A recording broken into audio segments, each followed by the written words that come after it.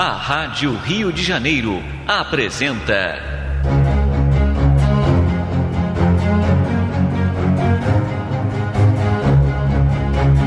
a atualidade da mensagem de Chico Xavier.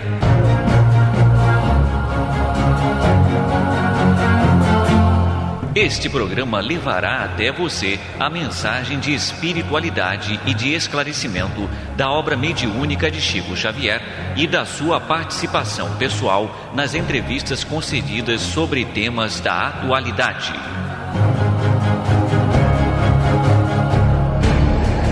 O nosso programa de hoje relembrará o tema religião, contida no Velho Testamento, abordadas por Francisco Cândido Xavier e por Emmanuel.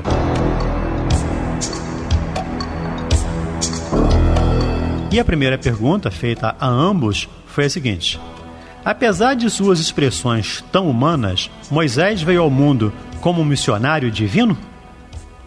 Examinando-se os seus atos enérgicos de homem, há a considerar as características da época em que se verificou a grande tarefa do missionário hebreu, legítimo emissário do plano superior, para entregar ao mundo terrestre a grande e sublime mensagem da primeira revelação. Com expressões diversas, o grande enviado não poderia dar conta exata de suas preciosas obrigações em face da humanidade ignorante e materialista. Outra questão feita foi se Moisés transmitiu ao mundo a lei definitiva, ao que responderam Emmanuel e Francisco Cândido Xavier. O profeta de Israel deu à terra as bases da lei divina e imutável, mas não toda a lei integral e definitiva. Aliás, somos obrigados a reconhecer que os homens receberão sempre as revelações divinas de conformidade com a sua posição evolutiva. Até agora, a humanidade da era cristã recebeu a grande revelação em 3 aspectos essenciais.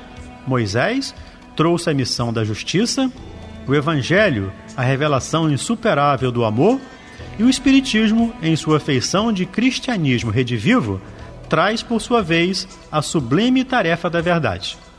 No centro das 3 revelações encontra-se Jesus Cristo, como fundamento de toda a luz e de toda a sabedoria. É que, com o amor, a lei manifestou-se na terra no seu esplendor máximo. A justiça e a verdade nada mais são que os instrumentos divinos de sua exteriorização, com aquele Cordeiro de Deus, alma da redenção e de toda a humanidade. A justiça, portanto, lhe aplanou os caminhos, e a verdade, conseguintemente, esclarece os seus divinos ensinamentos.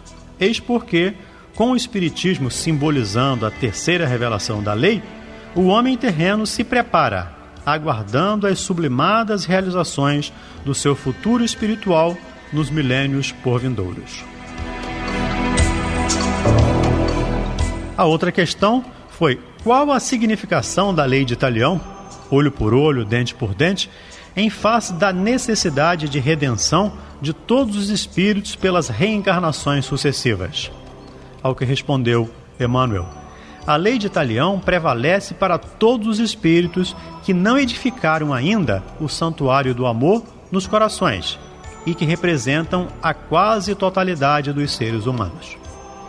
Presos ainda aos milênios do pretérito, não cogitaram de aceitar e aplicar o Evangelho a si próprios, permanecendo encarcerados em círculos viciosos de dolorosas reencarnações expiatórias e purificadoras.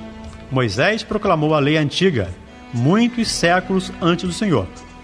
Como já foi dito, o profeta hebraico apresentava a revelação com a face divina da justiça, mas com Jesus, o homem do mundo recebeu o código perfeito do amor. Se Moisés ensinava o olho por olho, dente por dente, Jesus Cristo esclarecia que o amor cobre a multidão dos pecados. Daí a verdade que as criaturas humanas se redimirão pelo amor e se elevarão a Deus por ele, anulando com o bem todas as forças que lhes possam encarcerar o coração nos sofrimentos do mundo. E qual é verdadeiramente o segundo mandamento?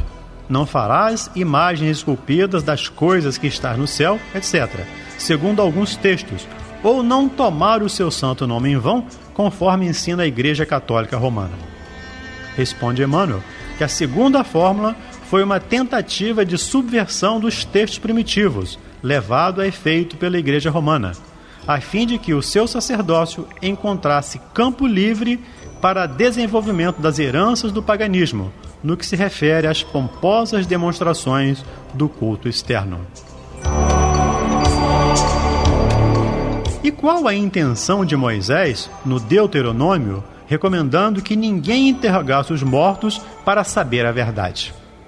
Ao que responde Emmanuel na psicografia de Francisco Cândido Xavier. Antes de tudo, faz-se preciso considerar que a afirmativa tem sido objeto injusto de largas discussões por parte dos adversários da nova revelação que o Espiritismo trouxe aos homens na sua feição de consolador. As expressões sectárias, todavia, devem considerar que a época de Moisés não comportava as indagações do invisível, porquanto o comércio com os desencarnados se faria como um material humano excessivamente grosseiro e inferior.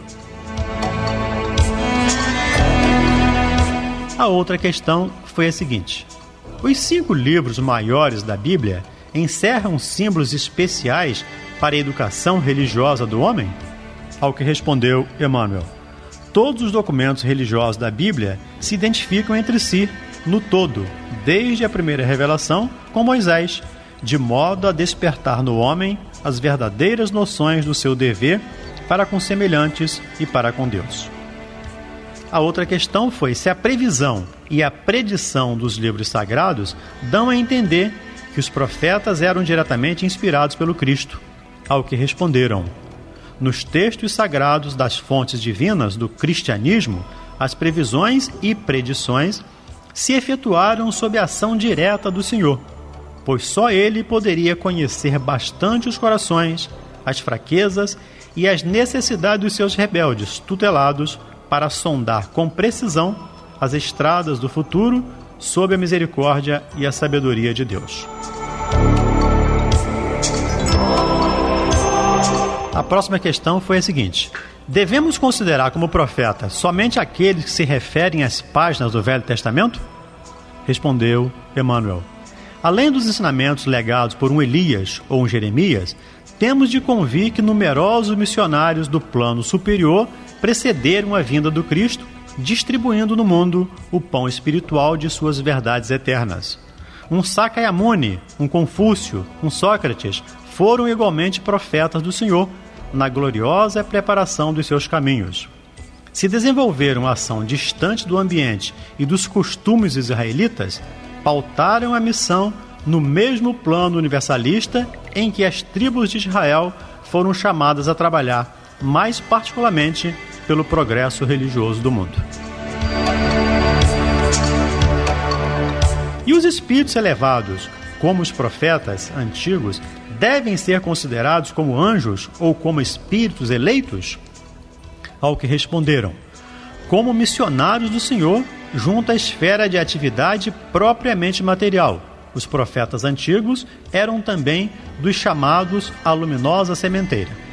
Para nossa compreensão, a palavra anjo, neste passo, deve designar somente as entidades que já se elevaram ao plano superior, plenamente redimidas, onde são escolhidos na tarefa sagrada daquele cujas palavras não passarão. O eleito, porém, é aquele que se elevou para Deus em linha reta, sem as quedas que nos são comuns, sendo justo afirmar que o planeta terrestre só viu um eleito, que é Jesus Cristo.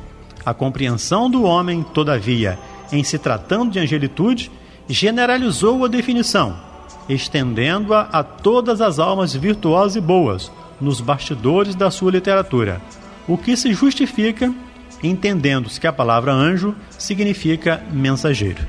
Muita paz e até o nosso próximo programa. A Rádio Rio de Janeiro apresentou